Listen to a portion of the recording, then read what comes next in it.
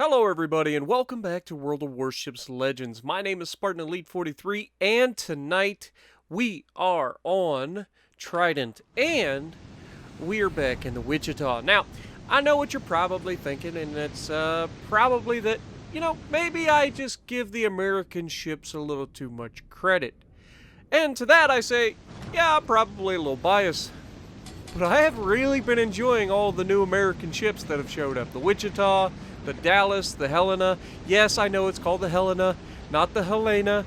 But, everybody pronounces things differently. And somebody previously had said, no, it's not the Helena. Why would you say Helena? It's pronounced Helena. So I started calling it Helena. And then everybody's like, wait, no, I'm from Minnesota. Or I think, is it Minnesota? Whatever. Anyway. You're pronouncing the capital or, yeah. Anyway, all I'm saying is, it's okay. Remain calm and everything will go just as well as it could, right? That's what this video is all about, guys. It's about maintaining awareness in adversity.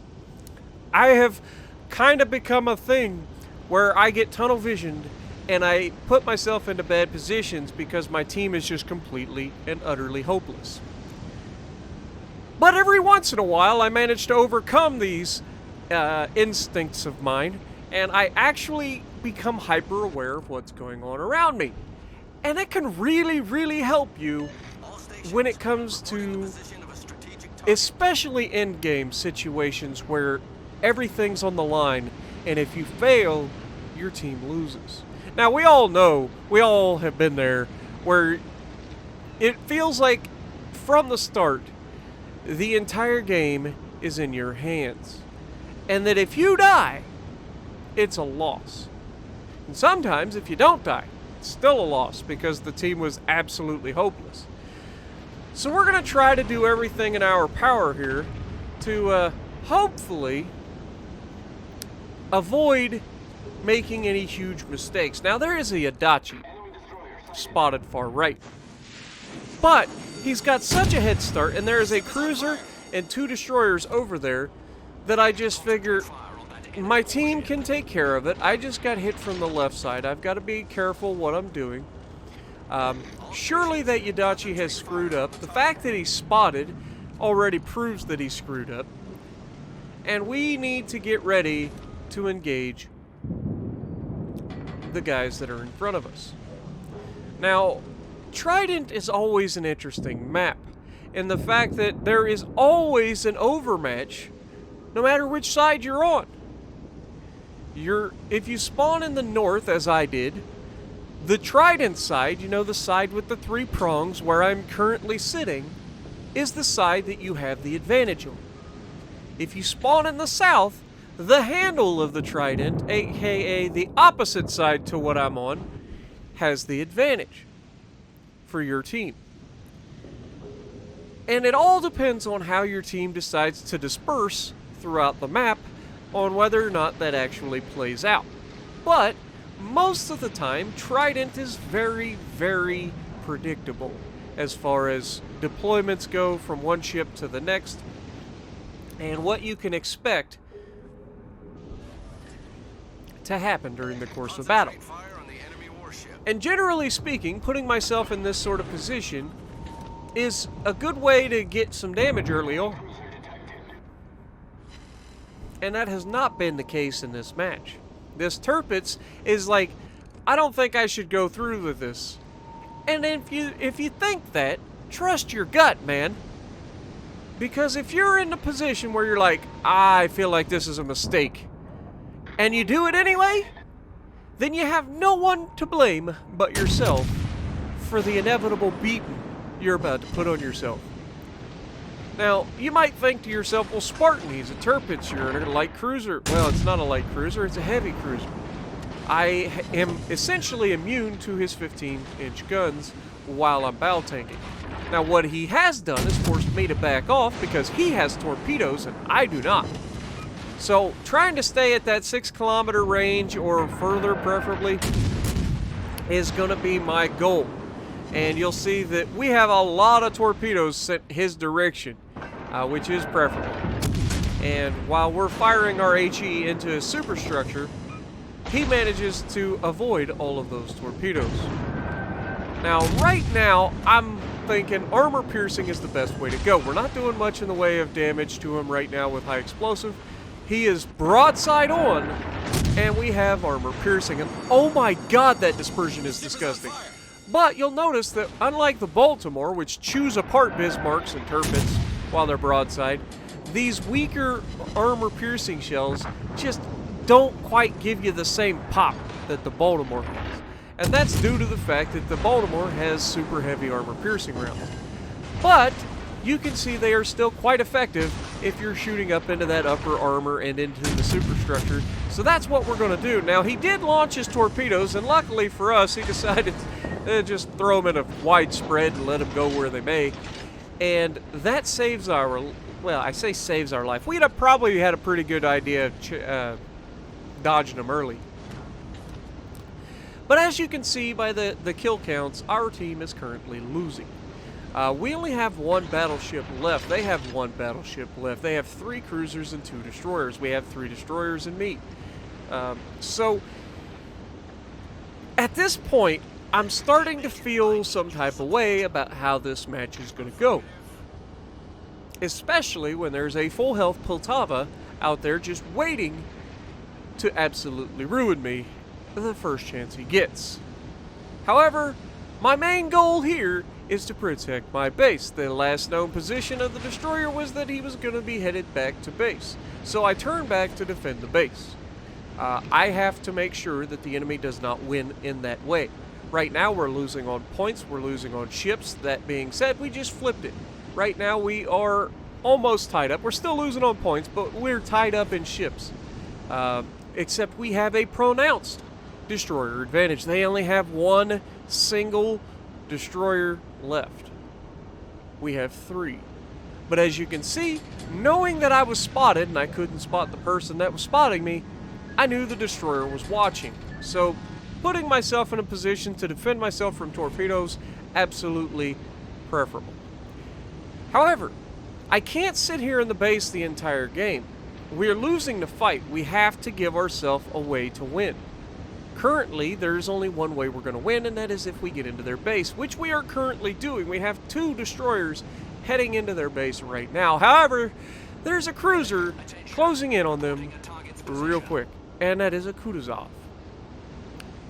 That Kutuzov should have no trouble getting rid of those destroyers. However, I'm going to sit here and let that happen.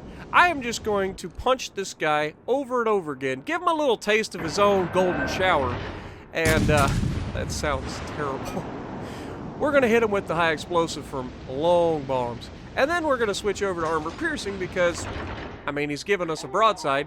We might not have, never mind, he's dead. Oh god, there is a Belfast and an Atlanta to back up the Kutuzov.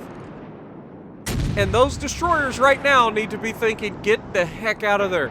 There is no reason that you should ever engage an Atlanta in a destroyer. I don't care what destroyer you're in. I don't care what you think you can do. A destroyer versus an Atlanta, even if it's not a very good player in the Atlanta, is 99.997% of the time going to end in an Atlanta victory. Multiple destroyers versus a decent Atlanta player, and the Atlanta will come out on top more often than not, as I proved during my Meet the Atlanta video a long time ago, where we took out 3 of the 4 destroyers that decided to fight us, plus we managed to burn all of the health away from the battleship, plus we managed to kill another Atlanta and put a hurting on another cruiser. So we managed to single-handedly hold off most of the enemy team and an Atlanta in open water. So it can be done, and it is very, very deadly ship. So those destroyers doing the right thing, or at least one of our destroyers doing the right thing, getting out of there. Now this Poltava, I'm not sure why he's staying broadside to me, because we are being extremely effective right now, getting multiple hits on him with multiple damage pins. And then, as he's angling away, we start switching to high explosive. And we get 5 penetrations on the high explosive. And we are actually doing significant amounts of damage each time we hit him. And of course we get the fires, and that's preferable. But notice we had one fire, and he just put it out. That is the mark of an inexperienced captain. You know, people say stuff all the time about premium ships and premium tanks and the level of commanders that are usually in them, and you say what you want, but the proof is in the pudding. An experienced commander doesn't put out a single fire when he's got half of his health and somebody actively trying to set him on fire again. It's common sense. So, at this point, I am well aware that there is somebody to my right. However, I can't turn to shoot at him. I'm looking, he's smoked up. I need to get rid of this Poltava. Now, luckily for me, there is a teammate out there in a destroyer, and it's just the two of us. You know, there's a song out there for that. And as we knew the destroyer was launching torpedoes, because that's the only reason the destroyer ever gets spotted, we managed to avoid those torpedoes with relative ease, doing basically nothing to avoid them other than just changing direction. Just in the nick of time. Now, we do manage to hit the Poltava again. He did take a mess of torpedoes, so he is definitely not happy with his life choices right about now. And it's not going to take much more, and there's our fire, as that will guaranteed kill him. I'm going to keep shooting him a little bit, but I'm going to work my way around this island to my right and try to attack the Yadachi that is there. Now, you still got to be careful here. There's still a cruiser out there who's smoked up, and it's a Belfast, firing HE at me. Now, he obviously manages to use his reload booster for his torpedoes, and I dodged them pretty easily because he decided, again, that it needed to be a wide spread. Now, this is another premium ship. Maybe this guy is an inexperienced captain, or maybe he just thought, I might get lucky. But if you're going to do a wide spread like that, you need to make sure that you overlap them, not stack them. If you stack your torpedoes in a wide spread, they're the easiest thing to dodge in the world. However, if you use the wide spread and you overlap them a little bit, then you can actually, and this is the worst shot I think I've ever taken on a destroyer without looking down the sights. Like, that was horrendous. It's like, hey, you could shoot at the front of a ship, or you could try to shoot his propulsion. Don't do it. Just shoot the front. You're going to do so much damage to him, it's going to knock out everything anyway.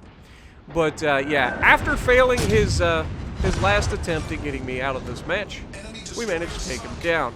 And now this Belfast has no smoke to hide in. He is sitting in the open water, and he has a heavy cruiser with 203mm guns aiming in his direction. We take our first shot, and we're going to start to bow tank him. Why? Because Belfast is the one British cruiser that can switch to armor piercing. He doesn't appear to be doing so, but he can do it. So we don't want to take the chance. And it makes us a smaller target as we hit him with our second salvo. Now the destroyer, starting to feel pretty brave about shooting him himself, manages to get a shot in on him, and that time we actually only hit him with one shell. Not preferable. But we managed to finish him off with the last salvo, securing the win for the team. And even though we didn't have the greatest game ever, we still managed to hold the line, defend the base, go back, and make our mark in the match, recognizing where enemies were, avoiding torpedoes, and it's a lot easier when you're in a cruiser than it is a battleship, obviously, but the same tactics are a thing that you need to be thinking about. So, I hope you guys have enjoyed. It's more of a teaching moment game, so let me know what you guys think in the comments below, and if you haven't subscribed already, just go ahead and hit that subscribe button for me. And, as always, I will see you in the next video.